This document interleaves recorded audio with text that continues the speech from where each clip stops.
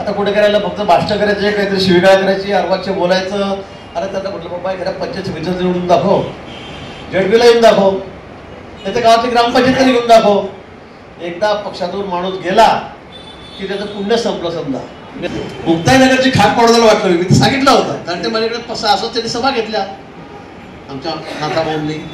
वाटेल तोडसूक माझ्यावर घेतलं. मी म्हटलं तुम्ही जेवढं शिवाजी तेवढं देऊन घ्या, मी फक्त एकच जाईल शेवटच्या दिवशी आणि तुमची खाट पाडून टाकेल म्हटलं मी तिथे. आणि मी गेलो, एकच रात्रभर होतो, झालं जय श्रीराम, काही नाही राहिलं.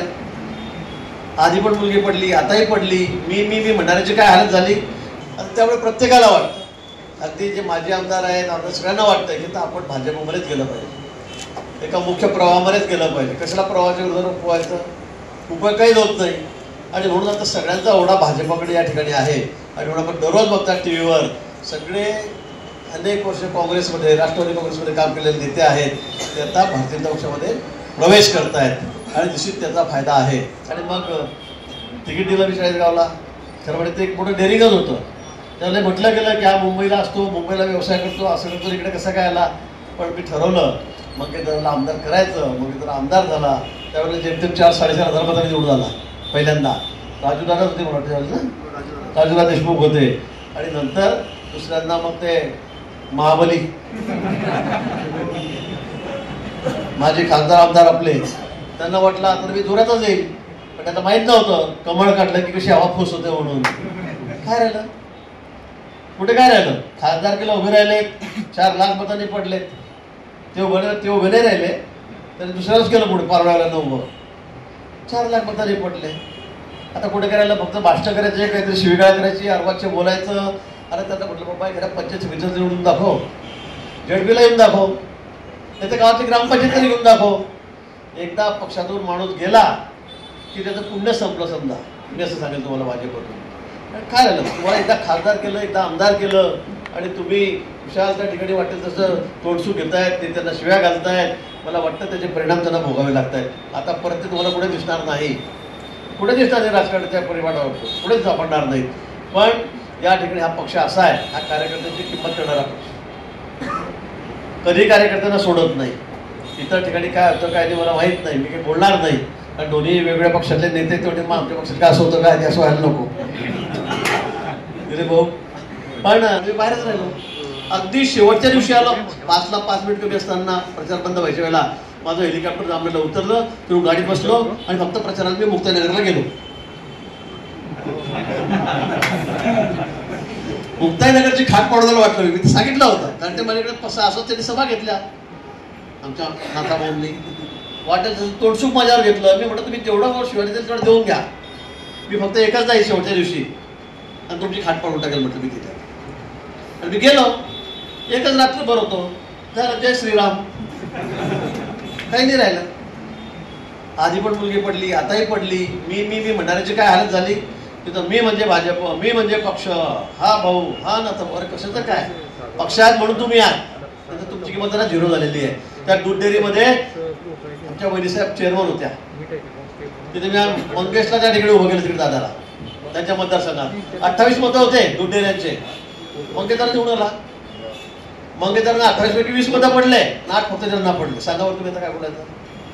कुठे काय राहिलं, काहीच राहिलं नाही. बँक राहिली नाही, दूध संघ राहिला नाही, कुठे काही नगरपालिका राहिली नाही, काही नाही, आमदारकी राहिली नाही, सगळं गेलं.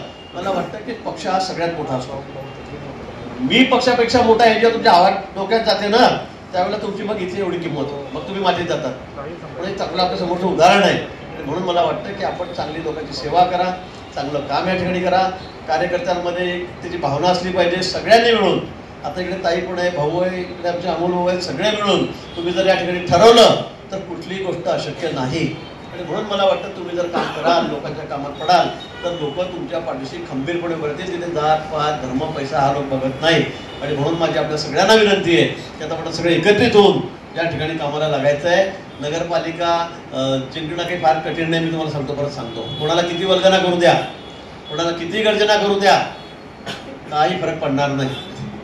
लोकांच्या मनामध्ये स्थान निर्माण करा. लोकांना जाऊन सांगा की तुम्हाला सट्ट्यावाले पाहिजे का, पत्त्यावाले पाहिजे का, दारूवाले पाहिजे का, इकडे सर्व शहराचं स्वास्थ्य बिघडायचं आहे का, मला वाटतं लोक तुमच्या पार्ट्यामध्ये मतदान करतील. तिन्ही जण एकत्रितपणे, पण सगळ्यांनी एक दिलाने एक मताने काम केलं पाहिजे. कुठेही आपण कमी जास्त होता कामा नये. कुणी हा कसा तो कसा याचं पायवड त्याचा पायवड भाजपमध्ये अजिबात हे होत नाही. हे चालत पण नाही, होत नाही, चालत नाही. आणि म्हणून आपण जिल्ह्यामध्ये सुद्धा एवढी मुसंडी त्या ठिकाणी मारलेली, सगळ्या क्षेत्रात आपण त्या ठिकाणी पुढे चाललेलो आहोत. आणि आता तर आपण तिघी जण एकत्रित झालेलो आहोत. आमचं सगळ्यांचं बोलणं झालेलं आहे, समजून सांगा. आणि त्यातल्या त्यात आम्हाला तर करच केला. अजून तर आम्ही फार्मही मागवले लोकांचे, कोणाला उमेदवार व्हायचं आहे, कोणाला अध्यक्ष व्हायचं आहे, कोणाला नगरसेवक व्हायचं आहे. त्याच्या आधी या बाजाराने हिरवा सिग्नल लिहून टाकला. म्हणजे मग आमची काय किंमत राहिली. आता आमच्या मागे कोण फिरेल आम्हाला तिकीट द्या म्हणून. असं नसतं का, शेवटच्या क्षणी असतं. शेवटपर्यंत आमचा थोडा भाव वाढला पाहिजे ना. त्याला पाचोऱ्याची हवाच काढून घेतली तुम्ही, ठरलं यांचं.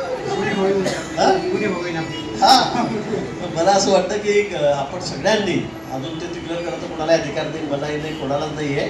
ते रितसर सगळ्या नियमानुसार काम होईल, पण आपल्या मनासारखं ज्या ठिकाणी होईल. पण आपण एक मुंडाट मनाशी बांधा की यावेळेला पाचोरा नगरपालिका असेल, नगरपरिषद असेल, भडगाव नगरपरिषद असेल, याचा अध्यक्ष हा भाजपचाच होईल. हे आपल्याला आजपासून आपण त्या ठिकाणी कामाला लागावं, एवढंच आव्हान मी आपल्याला प्रसंगी करतो. दिवाळी आहे, भाऊबीज आहे, त्या निमित्ताने आपल्या सर्वांना मनापासून खूप खूप शुभेच्छा देतो. आज खरं दिवाळीच्या दिवशी अतिशय दुर्दैवी अशी घटना घडली. आपले मित्र राजू दादा हे अचानक हार्ट अटॅक येऊन आपल्यातून निघून गेलेले आहेत. आता आपण पुढे किती मोठी सभा घेऊ, जाहीर सभा घेऊ, मेळावा घेऊ, त्यावेळेला मग सगळे कार्यकर्त्यांना आपण त्या ठिकाणी एकत्रित करूया आणि पुढच्या कामाला आता आपण सगळ्यांनी लागावं अशी विनंती, आव्हान मी आपल्याला करतो आणि थांबतो. जय हिंद, जय भाऊ. धन्यवाद. मी आता फक्त प्रवेश करता